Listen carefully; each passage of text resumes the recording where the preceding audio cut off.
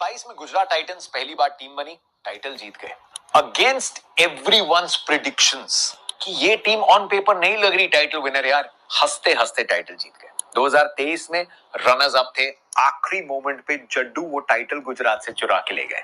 2024 they failed the heat, qualify नहीं किया, लेकिन 2025 में फिर शुभमन गिल अपनी टीम को तैयार करके लेके गए प्लेऑफ्स में। एक समय the ball was in their court, top में खत्म होने के लिए।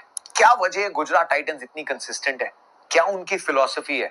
क्या माहौल है प्लेयर्स के लिए? और क्या चिंता है कि जॉस बटलर और राशिद खान की फॉर्म बहुत चुभ सकती है गुजरात टाइटंस को? क्या एक बार फिर से दावेदार हैं इस ट्रॉफी के? आइए उसकी बात करें। आईपीएल सीजन प्रीव्यू का second chapter, the consistent. IPL में जो एक्शन चलता है ना, लगता है कि धुरंधर का सीक्वल पे सीक्वल है या अब्बास मुस्तान की एक थ्रिलर मूवी है। लेकिन आप फिर गुजरात के कैंप में जाओ, वहां पे कुछ वक्त बिताओ गुजरात में, और आपको लगता है यहाँ तो सूरज बरजातिया का सेट है यार, यहाँ तो हम साथ साथ हैं की शूटिंग चल रही है।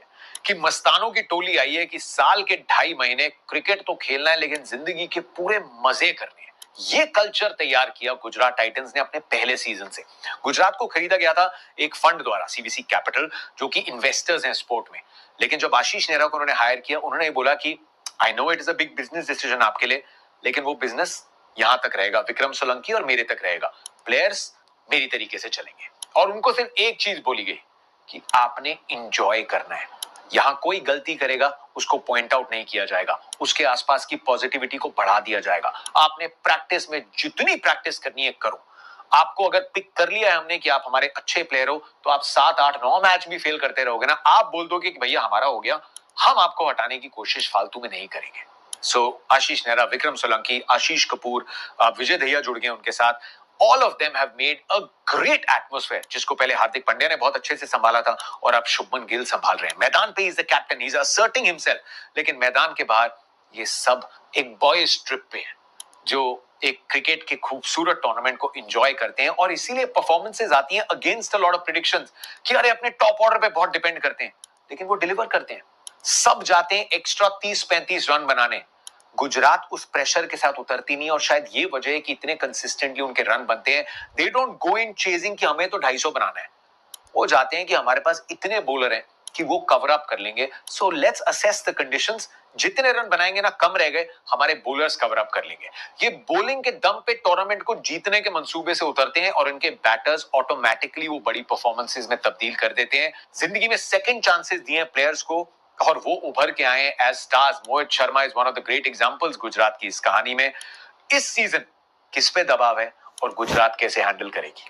स्क्वाड में क्या चेंजेस हुए हैं?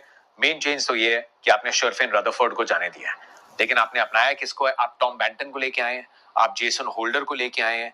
आपका कोर अभी भी पूरी तरीके से इंटैक्ट है। आशीष नेहरा की एक पेस एकेडमी चल रही है, जहां पे Prasidh Krishna, Kagiso Rabada, Mohammed Siraj, Ishant Sharma, Arshad Khan, Gurnoor Brar, Luke Wood को ले आए हो आप, और अशोक शर्मा जो राजस्थान के लिए टेरवे गेंदबाजी कर रहे हैं। औकिब नबी का नाम सबसे ऊपर शुमार था, लेकिन अशोक शर्मा का नाम भी उतना ही चल रहा था। इस ऑक्शन के बिल्डअप में भी हमने यहाँ बात करी थी।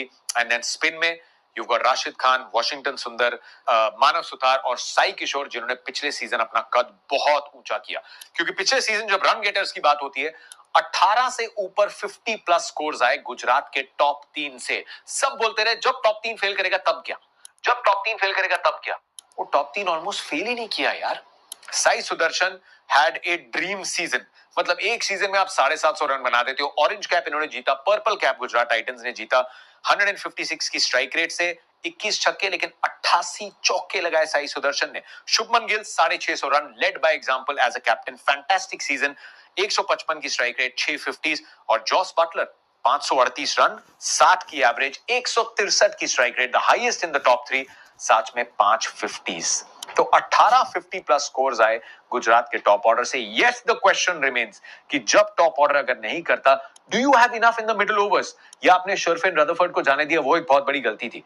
ये सीजन के बाद में ही पता चलेगा, क्योंकि हम कुछ खिलाड़ियों को नए रोल्स में देखेंगे। उसकी बात करने से पहले बॉलिंग में प्रसिद्ध कृष्णा 25 विकेट, 8.2 की इकोनॉमी। साई किशोर, जब राशिद खान पे दबाव बढ़ रहा था, साई किशोर ने 9.24 की इकोनॉमी से 19 विकेट निकाल के दिए। मोहम्मद सिराज, मियां मैजिक 16 विकेटें, राशिद खान की 9 विकेट्स आई, अरशद के नाम भी कुछ विकेट्स थी। अब प्लेइंग 11 क्या होगा, और प्लेइंग 11 में कैसे हम कुछ नए रोल्स देख सकते हैं? ये एक ऐसी टीम है जहां पे प्लेइंग 11 टॉप 3 लिखा जाता है, बॉटम 3 लिखा जाता है और बाकी भरे जाते हैं, क्योंकि अपने दिन पे इनको लगता है कोई भी मैच विनर है। आपको या मुझे विश्वास हो या ना हो, लेकिन खिलाड़ी जब बाहर जाता है ना गुजरात की जर्सी में, उसको पता है कि पूरी टीम को विश्वास है कि मैं इनका मैच विनर हूं। ऐसे कॉन्फिडेंस की घुट्टी पिलाई जाती है। Top 3 Shubman Gill, Jos Buttler और साई सुदर्शन। शाहरुख खान में बहुत सालों से निवेश है। Could this be the season? But I will break some numbers myth for you. 5 number पे शर्फिन रदरफोर्ड नहीं, ग्लेन फिलिप्स, जिनके पिछले 6 महीने कमाल के रहे हैं और हमने इंडिया में देखा है कैसे स्पिन खेली, चाहे ओडीआई फॉर्मेट हो या टी20 हो। His time to shine at that big stage is now. Glenn Phillips, Washington Sundar, very interesting, उसकी बात करेंगे। 7 पे राहुल तिवातिया, 8 पे राशिद खान, वेरी इंटरेस्टिंग, इसकी भी बात करेंगे। 9 पे कागिसो रबाडा, जो पिछले सीजन सिर्फ 4 ही मैच खेले थे। 10 पे प्रसिद्ध कृष्णा, 11 पे मोहम्मद सिराज और इंपैक्ट प्लेयर के तौर पे साई किशोर।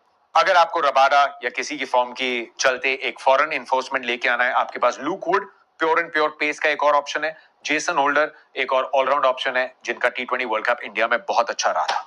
खुदा ना खास्ता जॉस बटलर की फॉर्म नहीं आई, गुजरात की कोशिशों के बावजूद आपके पास टॉम बैंटन है। You can make that change. Shubman और साई ओपन कर सकते हैं, आप टॉम बैंटन को खिला सकते हैं। अगर शाहरुख खान या वॉशिंगटन सुंदर के बैट से रन नहीं आते, कुमार कुशाग्रा का बहुत अच्छा सीजन रहा झारखंड के साथ, कीपर बैटर है, सो आपके पास वहां पे ऑप्शन उपलब्ध है। अनुज रावत बैटिंग कर सकते हैं, they have enough and more. लेकिन गुजरात अपने 14 प्लेयर सिलेक्ट करता है एंड मोस्टली वो सीजन उन 14 प्लेयर्स के आसपास घुमाता है, बहुत कम चेंजेस करते हैं। अभी तो हम पेस के मामले में ना अरशद की तरफ गए हैं, ना अशोक शर्मा की तरफ गए हैं। They've got enough and more. अब इंटरेस्टिंग चीज क्या होने वाली है? सबसे पहले it is Jos Buttler. Jos Buttler का ये जो वर्ल्ड कप था, इसमें 5 सिंगल डिजिट स्कोर्स थे। यहाँ पे रोल क्लैरिटी कमाल की है, अहमदाबाद की पिचेस को एंजॉय भी करेंगे।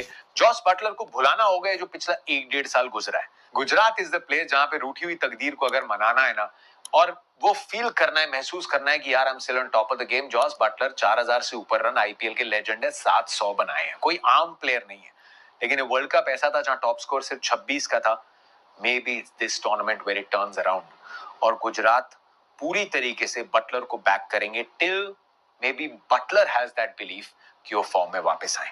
मिडिल ऑर्डर में is where things get interesting. Washington Sundar का क्या रोल है?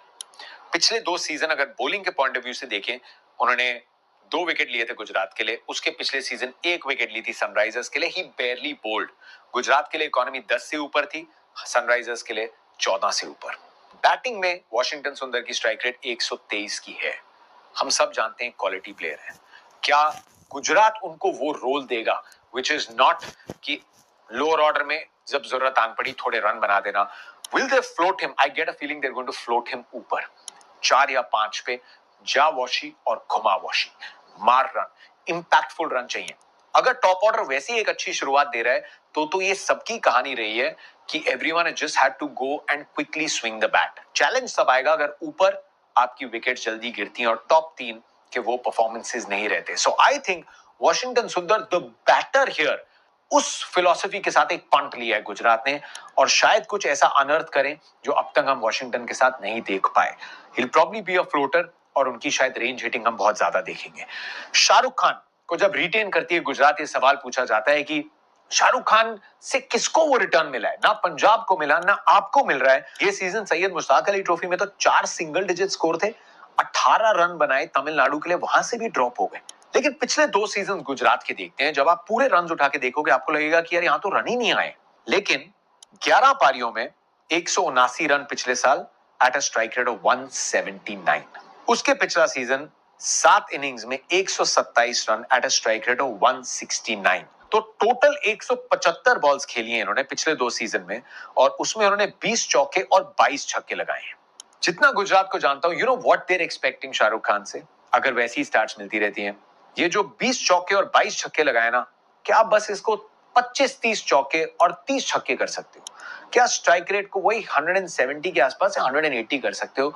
बाकी और जॉब इज डन। क्योंकि बाहर से सब कहेंगे अरे रन नहीं बने, लेकिन गुजरात ये देखेगी कि जब ऊपर वाले 12, 13, 14 ओवर तक खेल रहे हैं, तो फिर Shahrukh Khan just has to go and swing his bat. वहां पे आपको बड़े रन नहीं मिलेंगे, वहां पे उनको स्ट्राइक रेट चाहिए। वहां पे उनको चाहिए कि अगर जरूरत आन पड़ी ना, वो एक्स्ट्रा 15, 20, 25 रन जो हार और जीत के बीच का डिफरेंस होता है वो उनके बैट से आए, लेकिन इसी स्ट्राइक रेट से आए। एंड ये कॉन्फिडेंस कि मेरी टीम मेरे से रोल कर रही है, I have to repay that confidence, ये कमाल कर सकता है। क्या ये वो सीजन होगा शाहरुख खान का?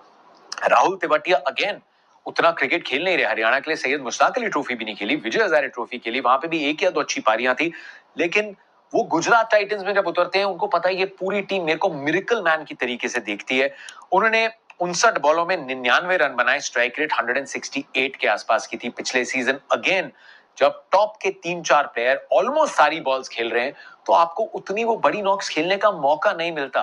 What they are looking at, आपको उतनी वो बड़ी नॉक्स खेलने का मौका नहीं मिलता।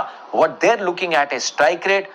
तेवु 168 की स्ट्राइक रेट से 7 छक्के 6 चौके लगाए हैं, थोड़े और छक्के चौके लगा लियो, but they have the faith. So बाहर से हम सिर्फ नंबर देखते हैं, इतने रन ही बने हैं, लेकिन गुजरात उस रोल में उनकी स्ट्राइक रेट देखती है। अगर स्ट्राइक रेट गिरती है कि आपने 5 बॉलें खेली और आप रेगुलरली वो 15-20 नहीं बना रहे, देन दे विल से यार ये रोल हमें थोड़ा सा चाहिए, but they are going to back their man. ये इनका फॉर्मूला है। राशिद खान पे डिपेंड करता है ये सीजन कैसा जाएगा। Rashid Khan 702 wicket T20 career में, he is one of the greatest spinners to ever play this format. लेकिन 2022 का सीजन 6.5 की इकोनॉमी 19 विकेट, 2023 का सीजन 27 विकेट 8.2 की इकोनॉमी पे, 2024 जहां पे बैक सर्जरी हुई 8.4 इकोनॉमी बढ़ी 10 विकेटें। लेकिन 2025 was Rashid's most forgettable IPL season, 9.3 की इकोनॉमी और सिर्फ 9 विकेटें। वर्ल्ड कप में अच्छे दिखे राशिद, और उन्होंने खुद एडमिट किया है कि जो रिकवरी थी, अपनी लेंस को मिस कर रहे थे, वो लेंस ठीक तरीके से नहीं लगी है। आप ज्यादा खेलते रहेंगे, बैटर्स आपको और बेहतर पिक करेंगे। बुमराह भी तो खेल रहे हैं ना 13 साल से, लेकिन नहीं पिक कर पा रहे बैटर्स। राशिद खान को वो परफेक्ट लेंथ चाहिए, उसके लिए वो कॉन्फिडेंस चाहिए। He needs a little more magic from his fingers. लेकिन अगर कोई है जो ये कर सकता है वो राशिद खान है।